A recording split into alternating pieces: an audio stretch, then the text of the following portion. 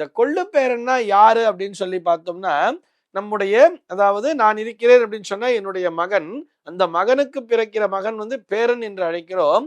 அந்த பேரன் வயிற்றிலே ஒரு மகன் பிறக்கும் பொழுது அவனை கொள்ளு பேரன் என்றும், அந்த கொள்ளு பேரனுக்கு ஒரு பிள்ளை பிறக்கும் பொழுது அந்த பிள்ளையினை எள்ளு பேரன் என்றும் அழைக்கிறார்கள். இது என்ன அப்படின்னு சொல்லி பார்க்கும்பொழுது ஒரு சில பேர் எப்படி சொல்லிட்டு வருவான்னா, அந்த உறவு முறையினுடைய வீரியம் குறைந்து கொண்டே வருகிறது, அதனால தானியத்தை கொண்டு குறித்தார்கள். அந்த கொள்ளு அப்படிங்கிறது கொஞ்சம் சின்னதாயிடுறது, அதை விட சின்னது அப்படிங்கிறது, அதாவது சிறுத்து போயிட்டே இருக்கு இல்லையா, அந்த உறவுங்கிறது சின்னதாயிண்டே வர்றதுனால அதை விட சின்ன தானியம் எள்ளு அப்படிங்கிற மாதிரிலாம் நிறைய பேர் சொல்லி இருக்கிறார்கள்.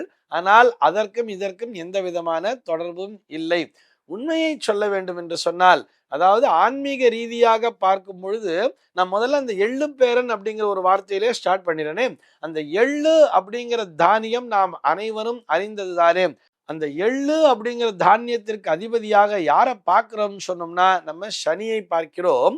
இது போக அந்த எள்ளு ஆனது மகாவிஷ்ணுவினுடைய ரோமத்திலிருந்து உதிர்ந்தது அப்படிங்கிற அந்த கதையும் நம்ம பார்த்திருப்போம்.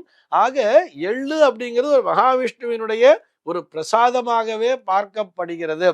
எவர் ஒருவர் தன்னுடைய எள்ளு பேரனை தன்னுடைய கண்ணாலேயே பார்க்கிறார்களோ, அதாவது கொள்ளுப்பேரன் வயிற்றிலே ஒரு மகன் பிறந்து அந்த எள்ளு பேரனை இவர் கண்ணால் பார்த்தாரேயானால் இவரே சாக்ஷாத் மகாவிஷ்ணுவினுடைய ஒரு சொரூபமாகவே பார்க்கப்படுகிறார். நேராக இவருக்கு வைகுந்த பிராப்தி என்பதே கிடைத்துவிடும் அப்படிங்கிற மாதிரிலாம் நம்முடைய சாஸ்திரமானது சொல்லி இருக்கிறது.